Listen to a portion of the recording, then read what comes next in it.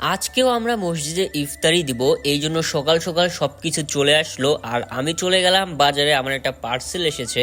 আর পার্সেলটা কি এসেছে এটা তোমাদের একটু পরে দেখাচ্ছি, আগে পার্সেলটা খুঁজে বের করুক। এই তো পেয়ে গেছি। আজকে আমি একটা টি শার্ট অর্ডার করেছিলাম, তো টি শার্টটা নিয়ে সোজা চলে যাব এখন বাড়িতে। আর এখানের ভিউটা কিন্তু অনেক সুন্দর। তো বাড়িতে এসে দেখি কাজ অনেক দূর এগিয়ে গিয়েছে, তো আমি একটু ভিডিও করলাম। আব্বু দেখি সেখানে রান্না করছে, এইদিকে রান্না চলুক আর আমি একটু ঘুরে আসি এই ফাঁকে। তাই নতুন টি শার্টটা পরে জিহাদকে নিয়ে বেরিয়ে আসলাম ঘোরার জন্য। আমি যে ব্রিজটার উপর দাঁড়িয়ে আছি, ব্রিজটা কিন্তু অনেক উঁচু, তাই এখান থেকে ভিউগুলো অনেক সুন্দর লাগছিল, তাই এখানে কিছুক্ষণ দাঁড়ালাম।